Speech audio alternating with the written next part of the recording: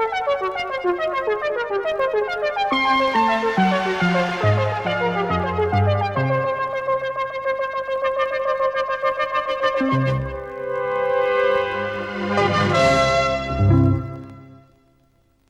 hello there all of you. My name is Kim Justice and I'm here with some sort of a special video for this New Year's Eve.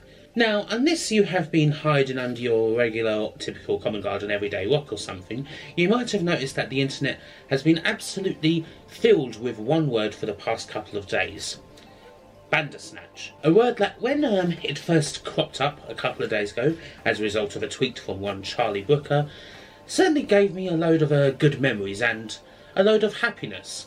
Bandersnatch is of course the latest episode, in fact movie of sorts, of Black Mirror, which is Charlie Brooker's technological nightmare kind of series that's been going on for a while now, and this is kind of its first proper extended film edition. But it's not what you think. It is actually an interactive movie, essentially a sort of choose your own adventure where you get to choose all these different paths that interlock together through this story. And this story, certainly in my community as a YouTube documentarian who covers all sorts of strange and wonderful things that happened in the 80s in computer gaming in the UK, has certainly triggered some great reactions, some glorious reactions to see a story that we've been kind of peddling for years go on to film in such a major way. Because Bandersnatch is a film essentially about bedroom coding. It is about this person, Stefan, this young coder who is making this game called Bandersnatch, which is a sort of choose-your-own-adventure style game, and it ends up kind of taking over almost, you know, things are not what it seems. Because the internet has been all over this, you know, obviously there will be plenty of videos that will try and analyse all the meanings behind Bandersnatch and, you know, all the sorts of things, you know, this whole double life thing that it has going on. I'm not really a media analyst of that ilk. I like to think of myself anyway as a documentarian who has covered a lot of the companies that existed in the time period that Bandersnatch takes place in, and so what I can do, and what I would like to do, is offer some of the historical context that I think might help people when they're looking at Bandersnatch understand it better. There's certain notes, certain Easter eggs, certain things that, you know, could only come from such a great fan and, well, someone who has studied the era, which clearly Charlie Brooker has. I mean, more than just studying the era, in fact, Charlie Brooker I don't think, took this as purely a historical exercise. I mean, Charlie Brooker came to Bandersnatch as a big fan of computers. He has always been a big fan of computers and computer gaming. It has informed all of his work. I mean, he started out as a games journalist. He started out at PC Zone back in the 90s. People will remember his caustic writing then. You can find strings of it through all his stuff. He's tried, perhaps more than a lot of other people, to really put video games back in the mainstream of television when that still seemed like a worthwhile cause. His How Video Games Changed the World documentary, his Games Wipe, all these sorts of things, championing not just the usual suspects, but for things like the ZX Spectrum that were obviously very much for the UK audience that didn't really have much of a penetration outside of Europe, and which has a big place in this documentary. So Charlie Brooker's, that is, you know, that's part of Charlie Brooker's DNA, that's part of his heritage, and that is something that he pays tribute to. One of the most interesting things, though, when it comes to sort of references, sort of the historical context, sort of this story that is running in parallel to the double life main story, the narrative drive of Bandersnatch, is a look at things that kind of happened in real life. Now, for those that don't know, I mean, Bandersnatch obviously, you know, has literary gravitas. It's one of the main things in Alice Through the Looking Glass, for a start. But Bandersnatch was also a game. Bandersnatch was a game that never came out, as it goes, by a company that was based in Liverpool called Imagine Software. Now, one thing that Bandersnatch really nails is the hysteria of this bedroom coder era of the early 1980s. Basically what happened was, you know, games blew up, became a big thing. The ZX Spectrum, which was not a machine designed for computer games at first, became massive for that reason. And you had people who learnt to code, who learnt how to do it, And they would be, as Stefan is in Black Mirror, in their room, they would create a game, they would sell that game to a publishing house, and they would make lots of money. And that's what happened. And you had people, young as young as Stefan is in Bandersnatch, even younger, literally out of school, suddenly being thrust into this world where they're suddenly making lots of money that they'd never even seen before, for the games that they'd made. So you had this incredibly young industry, which at the time did seem like something that was quite hopeful for the future. Didn't necessarily turn out that way, but that's another story. So that's what you had with the bedroom coder era, and Imagine at the time, which is represented in Bandersnatch by the fictional company Tuckersoft, were one of the most high-flying and brightest of all these companies. They were a company that really grabbed the sort of entrepreneurial spirit that was created by the bedroom coder boom with both hands.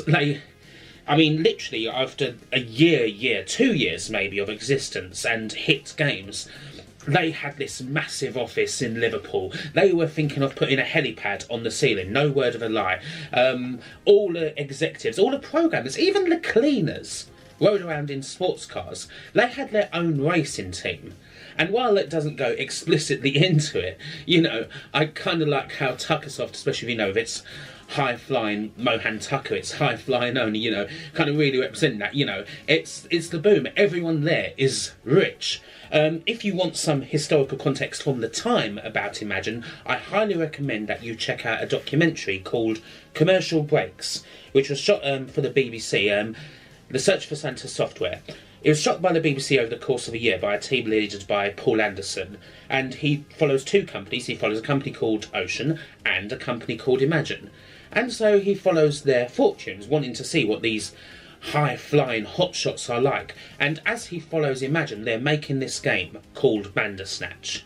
And they want Bandersnatch to be this completely different game. They advertised it as high heavens. It was going to be a game far more advanced than anything that came before. You would even need to have a little dongle that you would put in the back of your ZX Spectrum just to play it, which, one, added extra memory so that the Spectrum could play it, and two, served as a deterrent against piracy at the time, which, as you might expect with software that was on cassettes, was pretty rife. It didn't work out. Imagine, as you might fit from the old saying, you know, the candle that burns the brightest also burns out the quickest, and that's exactly what happened to Imagine. They wanted to sell Bandersnatch for a ridiculous price, I think about £20, which was way more, like double, maybe even 3 times what a lot of game software came at the time. They were in debt to a lot of companies because they tried to block out pressing plants just to get all their games into the market.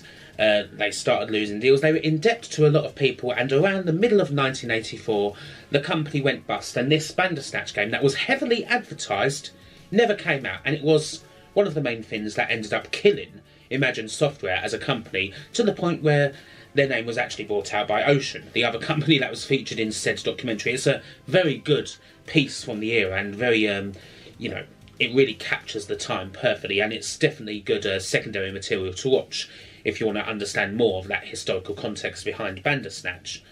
Bandersnatch, as it goes, did actually come out in the end, sort of. It nearly landed on the Sinclair QL, which was another failed system, and then it did land on the Amiga and Atari ST under the name of Bratarcus, on a system that was perhaps more suited to its technological ambitions. It wasn't very good. It wasn't a particularly special game. It was, as the critic who you often see in the video, kind of reminiscent of the child critics from Bad Influence, would probably give it a good 2 stars out of 5, perhaps. Not very good at all. So that's kind of the story behind Tuckersoft, but it's not just limited to the hotshot flying company of the era. There's the people as well. There is people like Colin Whitman, who is Tuckersoft's rather, even I'm doing now, high-flying programmer. Again, something that you saw with the people of these days. You had these people, these young people, they make a couple of hit games and they sell tons, and all of a sudden these people are rich, especially if they've, you know, been part of, if they've formed a company that's suddenly gone, you know, blown sky high. Suddenly these people have hundreds of thousands of pounds, millions of pounds maybe, and they don't know how to react, which is perhaps kind of why you see Colin, you know, he's got all this luxury furnishings and yet he's still in a council flat. It's one of those kind of weird quirks. But Colin Whitman, who is he based on? You know, there are many interesting figures from the whole era that he could be based on. Obviously, the name itself, Colin Ritman. Ritman is in itself a direct reference to a very popular programmer by the name of John Whitman, who worked for Ocean and worked on games such as the Matchday series, and perhaps most interestingly in the case of this, a game called Head Over Heels, which actually had you playing as two characters. It was kind of this strange isometric platformer adventure type game. Very highly popular game during the era, and you know, that has that sort of double thing going on. But John Whitman is perhaps a bit more of a straighter guy than Colin Whitman is, so perhaps not based on him. One of the most legendary programmers, perhaps the typical archetypal bedroom coder, was a man named Matthew Smith. Matthew Smith, he rose to fame with two games in particular, two platformers, Manic Miner and Jet Set Willy from 83 and 84 respectively. Incredibly popular games, incredibly groundbreaking games. There were very few games like it at the time. Manic Miner was one of the first games to actually feature in-game music, for whatever that's worth, but intensely playable, intensely challenging games, and games with a lot of character behind them. And this Matthew Smith, he was a young guy from Manchester. He was in his perhaps 20 when it all happened. And Matthew Smith, he kind of liked to disappear a bit from time to time, especially after the release of these two games. He would disappear. He would experiment. He ended up living in a ute, basically, in some sort of commune somewhere. He dropped acid. He talked about being in the hold, you know. He did all that. That was kind of how he responded to his newfound fame and being a newly minted bedroom coder. And you see a lot of that in Colin Whitman. You see, you know, this what's Timothy Leary-esque, I suppose, way of looking at the world. That's what he's fell into as a result of, you know, the success from the games that he has made. So the story of Matthew Smith, one of the era's greatest coders, is something, again, if you're looking for that historical context and want to glean some more meaning out of this Bandersnatch story, is something you want to look at. Also, there is the cameo appearance of Jeff Minter, who plays the author behind the original Bandersnatch, the book. Now, Jeff Minter is a strange one. Jeff Minter is, again, another very famous name from the era.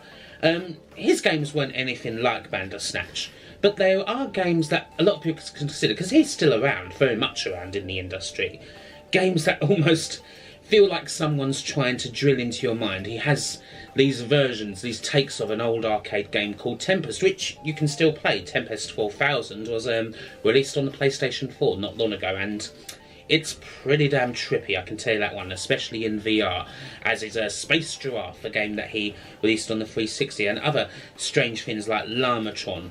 That's another thing about these bedroom coders. People like Jeff Minter and Matthew Smith and all of that, and John Whitman, were... Is auteur's a strong word? Is auteur's a bit of a wank-hatty word? It might be. But that's what they had. They had their own kind of touches on the games, which was what kind of really made them stand out back in the day. They weren't just your generic platformers or shooters or what have you. And Jeff Minter is certainly one of those. Funnily enough now, if you follow Jeff Minter on Twitter, for all the psychedelia, for all the acid trippiness of his games, he's one of the nicest accounts you can follow. You can happily watch him in the morning, feeding sheep on his farm, and of course, his pet llama, because he would have one of those, wouldn't he? And of course, there's the big one. There is Stefan himself, the character of the main character of the story. Who's Stefan based on? I'm not sure if Stefan is based on anyone specifically, but he is an archetype of the time. I mean, these bedroom coders, as I said, they were incredibly young people. Like, we are talking the same age as Stefan, 17, 16, just out of school, basically, and thrust into this world.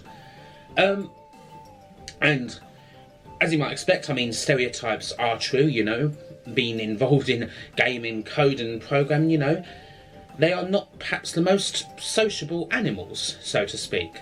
That was true of a lot of people. I mean, as to who it's based on, I mean, imagine had their own guy like that, a kind of quite genius level programmer, a guy called Ian Weatherburn, who was famous for Alchemist. Perhaps one of the biggest names I could think of is a man by the name of Jonathan Smith, who I recently did a big video on. Jonathan Smith, one of the great talents of the era. His games really kind of pushed the boundaries as far as the system that he was on goes. Again, though, they weren't any games like Bandersnatch, not with that sort of choose-your-own-adventure psychedelic vibe to them. And no, there is no direct equivalent in real life to what happens to Stefan in Bandersnatch. I hate to disappoint you on that one. But, you know, having that sort of... people like Joffa Smith, having that kind of same awkwardness around people. I mean, Jonathan Smith called himself a sociophobe, which may not be an accurate term, but that's certainly what he would describe himself as. So, you know, there is all these people. I mean, perhaps, in a way, like, that is who Stefan is supposed to represent. So there's all these accuracies along with all these other Easter eggs. You know, you see Manic Miner in a poster for Manic Miner in Colin Ritman's home, which again is another link between him and Matthew Smith. There's all these little references, all these bits and pieces, all this very accurate period detail that really gives character and colour to Bandersnatch. Even the post-credits, you get the tape noise. You get the loading tape noise, and already, immediately, people have figured out, you know, you can record that tape noise, you can put it on emulator, put it on a tape, you can load that tape noise on the ZX Spectrum. What is at the end is a program. I believe it's Colin Whitman's game from the movie. Even this, I mean, that may sound like this incredibly new thing. It's like, oh my god, you know, we've already had all this interactive move stuff and now we can get a game from this. It seems crazy. Even that in its own way is not a new thing. The computer programs of the 1980s, things that are referenced in Bandersnatch, things like Micro Live, for example, they did things like that too. There was this program called Database, which was on one of the ITV regions back in the mid-late 80s. And weirdly at the end, it would have this very weird kind of avant-garde ending if you weren't aware of like the process, where it's like, right, here's your software for the week and good night, and the end credits would be soundtracked by the static loading noise. Now start your recorders for the software transmission, and until next week, goodbye.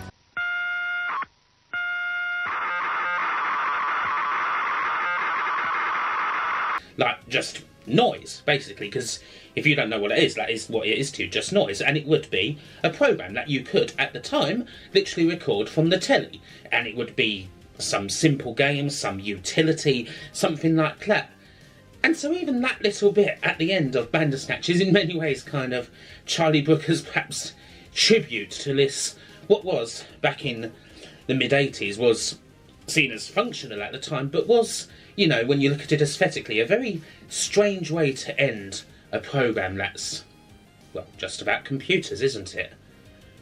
So yes, that is, perhaps, I mean, there is perhaps more that could be said, but that is, I hope, some of the historical context that exists with Bandersnatch. It is a great piece of work. I highly enjoyed trying to make my way through it, and it's certainly something that warrants repeated viewings, I believe. Well, clearly, because there's multiple endings, obviously.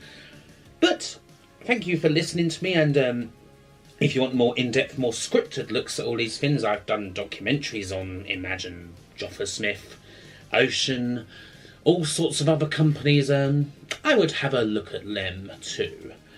But that's all for now, and I will say, as I often say, bye for now. If you liked the video, please do like it, follow me on social media, comment, subscribe, bell, blah, blah, all of that. And support me on Patreon, where you can support these weird videos and join this list of awesome people that I'm going to thank right now.